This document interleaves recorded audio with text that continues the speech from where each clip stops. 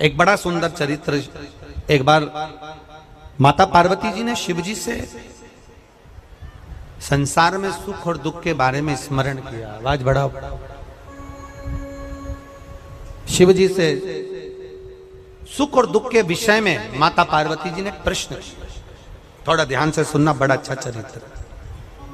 काशी में नंदन वन में भगवान शंकर और पार्वती बैठे हैं।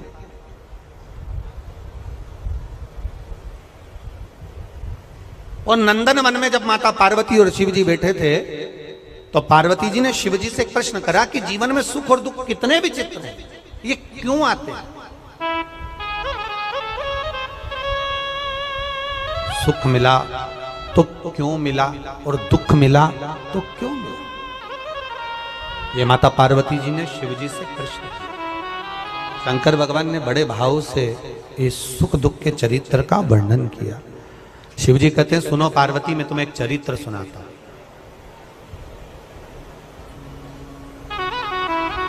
नंदनवन काशी में बैठे हैं।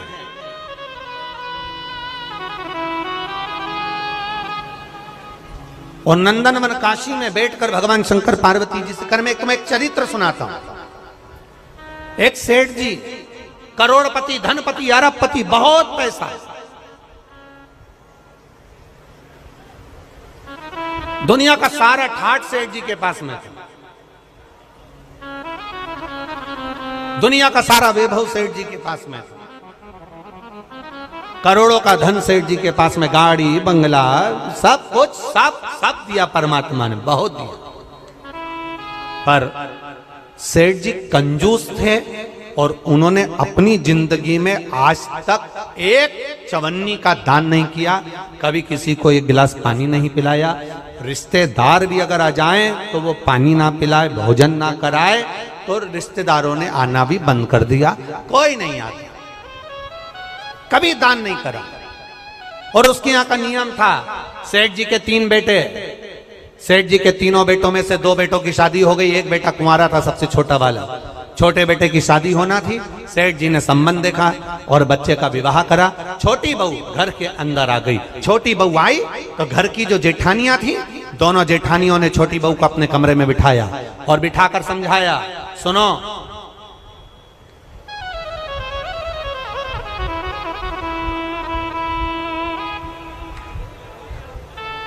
पहले ऐसा नियम था, अब आजकल ऐसा नियम तो नहीं है, पर पहले ऐसा नियम था कि लड़के की शादी होती थी और बहू को लेकर आता था ना, तो अपने खुद के घर में बहू को लेकर बाद में आता था।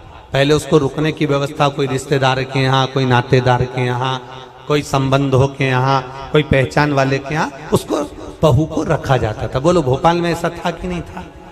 अरे बोलो, जम के तो बोलो, था ना ऐसा?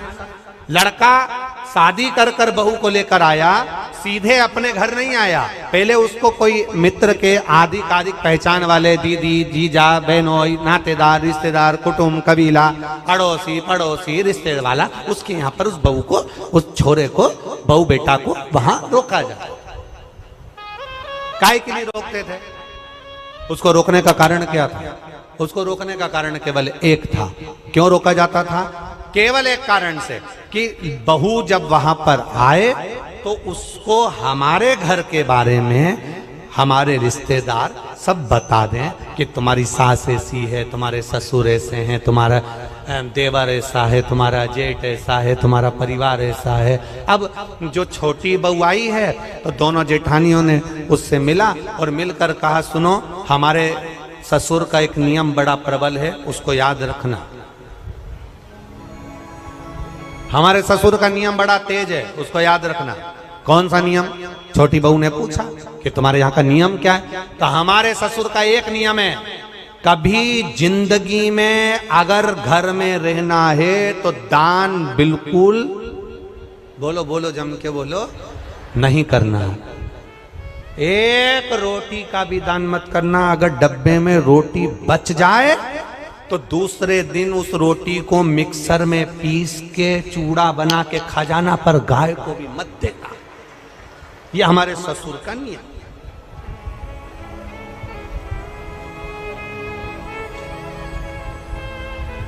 मेरा विश्वास कहता है अपने भोपाल की तो ऐसी बहू नहीं होगी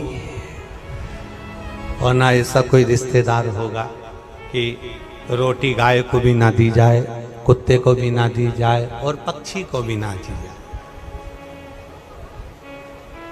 एक विश्वास कहता है मेरा, भरोसा कहता है मेरा, और हमारा भरोसा ये कहता है कि सनातन धर्म में ऐसा कोई व्यक्ति नहीं जो गौ माता को एक रोटी ना देता हो, सब देते हैं। सनातन धर्म में ऐसा कोई, हम दूसरे की कोई बात नहीं कर रहे, हमें अपने घर से मतलब है, हमें अपने घर से। कई लोग आपको मिलेंगे, कई लोग आपको कहने आएंगे, वो दूसरे की बात करेंगे कि उन्होंने ऐसा कर दिया, उन्होंने वैसा कर दिया। हमें दूसरे धर्म से कोई मतलब नहीं, हम अपना घर देखें ना पहले। आज के समय में लोग अपना घर देख नहीं रहे, अपना सनातन धर्म देख नहीं रहे और दूसरे धर्म से मतलब रखे तो क्या मतलब उसका। हमें अपने से मतलब है, अपना घर हम देखें, अपना परिवार हम देखें। कहा हमारे यहां का नियम है, एक रोटी भी गाय को ना जाए, एक रोटी भी कुत्ते को ना जाए, जरा सा भी दान नहीं करोगे। छोटी बहू से कहा नियम याद रखना। छोटी बहू ने मन में सोचा मेरे पिताजी तो हमेशा कहते थे कि दान करो, धर्म करो, साथ जाएगा। दान करोगे साथ जाएगा, रोटी खिलाओगे साथ जाएगा, किसी को पानी पिलाओगे साथ जाएगा, ये बाकी का तो सब यहीं छूट जाएगा। बाकी का जो तुमने दान धर्म पुण्य करा, कथा सुनी, स्मरण करा, कीर्तन करा, मंत्र जाप करा, दान दिया, यही तो साथ जाएगा। अब इस छोटी बहू के पिताजी ने ये समझाया था और ससुर जी कह रहे कि एक अन्न का दान नहीं होना चाहिए, 1 रुपया दान नहीं होना चाहिए। बड़ी बड़ी ठीक है, जाई विधि राखे राम, जम के बोला करो जरा, ताई विधि राई। हम तुमसे बार बार इसलिए बुलवाते हैं कि तुम्हारे पास में कोई बैठी हो और वो कर रही हो तो तुम उसके पास में बैठकर कम से कम बोल तो दो। जैसे ही बोलोगी वो भी जाग जाएगी, थोड़ी बहुत तो उठ ही जाएगी। अब छोटी बहू ने कहा ठीक है, जाई विधि राखे राम, ताई विधि, और सीताराम सीताराम सीताराम कही चालू। बहू रहने लगी। 4 महीने बीते, बहू छज्जे में कपड़े सुखा रही थी, गैलरी में कपड़े सुखा। नीचे एक भिखारी आ गया, उसने आवाज लगाई, 3 जन्म से कुछ नहीं खाया है, भूखा हूं, भोजन दे दो। क्या बोला वो? कितने जन्म से? 3 जन्म से कुछ नहीं खाया है, भूखा हूं, भोजन दे दो। बहू कपड़े सुखा रही थी, उसकी आंख में आंसू भर गए। हमारा नियम है, हमारे ससुर का नियम है, दान नहीं कर सकते। अब बोलूं तो बोलूं क्या इसमें? छोटी बहू अपने पिता के संस्कारों को छोड़ ना पाई और ऊपर कपड़े फटकते फटकते, कपड़े को जब पानी से निचोड़ते हैं, निचोड़ कर सूखने डालते हैं, एक बार फटक देते हैं। फटकने का मतलब ये होता है कि पानी झड़ जाए से मतलब नहीं होता। फटकने का मतलब ये होता है उसमें जो सल हैं वो अच्छे हो जाए। फटका, और फटकते समय तार पर गैलरी में कपड़ा डालती डालती बोली,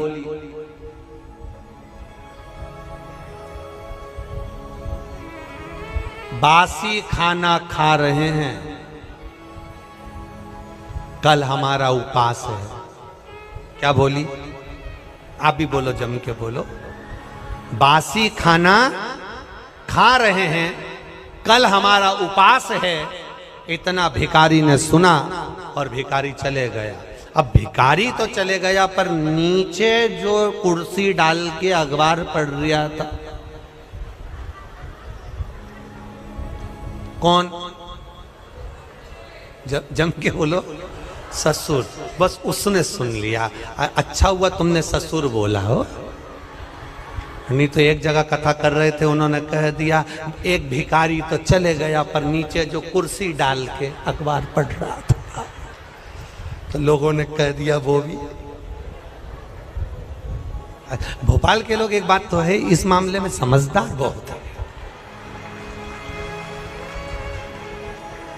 जबरदस्ती लोग भोपाली लोगों का, भोपाल के लोगों के कह देते हैं साहब माँ तो इतनी गाली बकते हैं, माँ तो ये साड़ा तेड़ा बोलते हैं, साहब माँ तो बात बात में अपशब्द कह देते हैं। हमने देखा, अभी हमको भी यहाँ पर 3 दिन हो गए, सब अच्छे से ही बोल रहे हैं,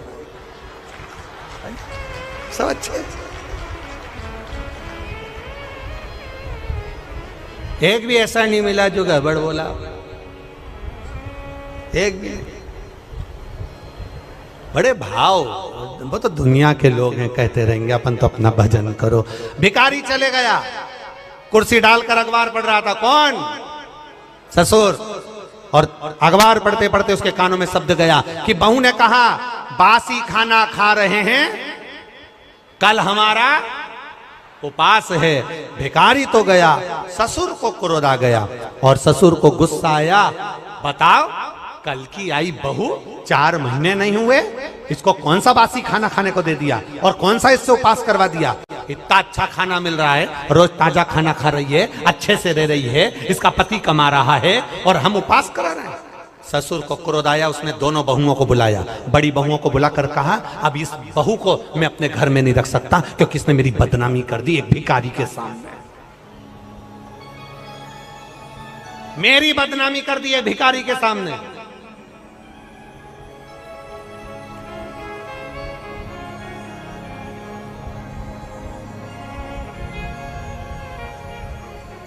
होता है, एक सास भी ऐसी थी, एक कथा में आता है, एक सास ऐसी थी, वो कभी दान नहीं करती, एक चीज नहीं, कुछ नहीं दान करे। और पड़ोसी के यहां बैठी थी और उसकी बहू बड़ी धर्मात्मा थी, वो पड़ोसन के यहां बैठी थी। भिखारी आया, भिक्षा मांगते मांगते इसके घर गया, बहू से कहा भिक्षाम देही। बहू ने तुरंत उठाकर एक कटोरी आटा भरकर उसको दे दिया। अब ये भिक्षा मांगते मांगते पड़ोसन के गया, ये भी वहीं ओटले पे बैठी थी सास भी। इतने में तुरंत सास ने वहां पर आवाज लगाया, भिक्षुक ने, माता भिक्षाम देही। तो पड़ोसन ने भी उसको भगा दिया। तो इसने, जो यहाँ बैठी थी पड़ोसन, इसने पूछा क्यों, वो 3रे नंबर के घर पर गए थे क्या? हाँ। कुछ दिया क्या? हाँ। क्या दिया? 1 कटोरी आटा। इसमें इतने में भिखारी का हाथ पकड़कर बुढ़िया लेकर अपने घर गई और बहू को बुलाया। बहू, ए बहू। बहू आई। क्या है मां? तूने भिखारी को 1 कटोरी आटा दिया? हाँ। किससे पूछ के दिया? किसी से नहीं, अपना घर है, दान करना चाहिए। इतने में सास को गुस्सा आया और भिखारी से कहा, भिक्षुक से कहा, तुमने मेरे घर से आटा लिया? हाँ। वापिस दो।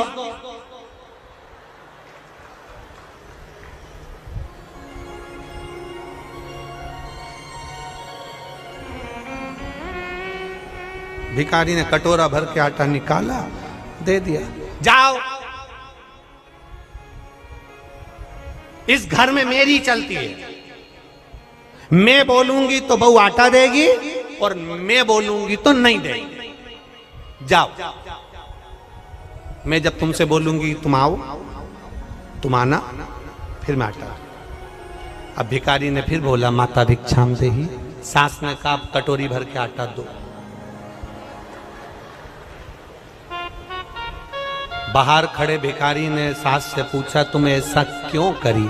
सास ने कहा आज से ही नई नवेली बहू की घर में चलने लगेगी तो मेरी कभी नहीं चलेगी, इसलिए मेरी चलना चाहिए, इसलिए मैंने ऐसा मेरी चलना चाहिए। अब ससुर जी बैठे थे, ससुर ने बहुओं को बुलाया, इसने तुम्हारी इज्जत खराब कर दी। ये कह रही है कि बासी खाना खा रहे हैं और कल हमारा उपवास है। बताओ कौन सा बासी खाना खिलाया इसको? कल की आई हमें बदनाम कर रही है। अब तुरंत ससुर ने पत्र लिखा और समधी जी को भेजा, आप अपनी लड़की को लेकर चले जाओ क्योंकि ये हमें बदनाम कर रही है, ऐसी लड़की हमें नहीं रखना, हम इसको ताजा खाना खिलाते हैं, ये बासी खाना खाने की बात करती है। एक भिखारी को इसने ऐसा ऐसा बोला है और समधी के पास पत्र गया। समधी की आंख में आंसू भर गए, मेरी बेटी को 4 महीने हुए हैं शादी को, कैसे लेकर आ जाऊं? और मेरी बेटी ऐसी है ही नहीं, मैंने उसको संस्कार दिए हैं, वो कभी गलत कर ही नहीं सकती, ये मेरा विश्वास कहता है, ये मेरा भरोसा कहता है। मैं कैसे कह दूं कि मेरी बेटी ने कुछ गलत कहा होगा, कि मैं भूखी मर रही हूं या मेरे उपवास कर रही हूं या हम बासी खा रहे हैं? ये मेरी बेटी बोल नहीं सकती, भले बासा खा लेगी पर बोल नहीं सकती। आखिर हुआ क्या है? ससुर ने, समधी ने पंचायत बिठाई और पंचायत में बैठे हुए लोगों से कहा क्या मेरी बेटी ऐसी है? नहीं, तुम्हारी बेटी तो संस्कारवान है, ऐसा बोल ही नहीं सकती। बुलाओ समधी को। और बुलाया सेठ जी को। बोलो सेठ जी क्या बात है? सेठ जी ने कहा ये खड़ी लड़की, ये खड़ी मेरी छोटी बहू, इसने भिखारी से कहा हम बासी खाना खा रहे हैं और कल हमारा उपवास है। पूछो नहीं बोला क्या इसने? रोज ताजा खाती है, चाय बनाकर पीती है, दूध पीती है, गरम गरम भोजन करती है, फिर इसने कैसे कह दिया कि बासी खाना खा रहे हैं और कल हमारा उपवास है? इतने में पंचायत ने बेटी से पूछा, बेटी बता कि बासी खाना खा रहे हैं, कल हमारा उपवास है, तूने भिखारी से ऐसा क्यों कह दिया? बेटी कहती है मेरे पापा कहते थे ये जो मकान दिख रहा है, जो ये दुकान दिख रही है, जो ये गाड़ी दिख रही है, ये हमने पूर्व में करा होगा, बासी है, पुराना करा था तो आज मिल गया और अगर आज नहीं करेंगे तो कल भूखे मरना पड़ेगा, इसलिए उपवास करना पड़ेगा। ये बासी है, 50 लाख की गाड़ी में घूम रहे हो, समझ लेना पूर्व का हमारा पुण्य है। अच्छा भोजन कर रहे हो, समझ लेना पूर्व का हमारा पुण्य है। खूब धन है तुम्हारे पास में, समझ लेना पूर्व का हमारा पुण्य है। आज अपना राशि ठाठ है, ये पूर्व का पुण्य है। हमने पूर्व में कुछ अच्छा करा होगा, बासी खाना खा रहे हैं, पूर्व का करा था, आज हमें सुख मिल रहा है। और अगर आज हम दोनों हाथों से नहीं करेंगे तो कल 3 बत्ती चौराहे पर कटोरा लेकर भीख मांगते हुए भूखे मिलेंगे। पूर्व का कर्म है हमारा। आपको लोग सलाम ठोक रहे हैं, आपको लोग नमन कर रहे हैं, आपको लोग प्रणाम कर रहे हैं, आपको लोग दंडवत कर रहे हैं, आपको लोग नमन कर रहे हैं, आपकी लोग बात सुन रहे हैं, आपका जय जयकार हो रहा है, आप गाड़ी में घूम रहे हैं, 4-4 बंगले आपके पास में हैं, खूब अच्छा मकान, खूब अच्छी पत्नी, बच्चे, परिवार, कुटुंब, कबीला सब अच्छा मिला है। समझ लेना उस परमात्मा की कृपा है। दोनों हाथों से पुराने समय में करा था इसलिए आज मिल गया। आज दोनों हाथों से करते हुए चलना तो अगला जन्म जब मिले तो भगवान फिर टूटमान होकर देता चले, इसलिए दोनों हाथों से लुटाते चले।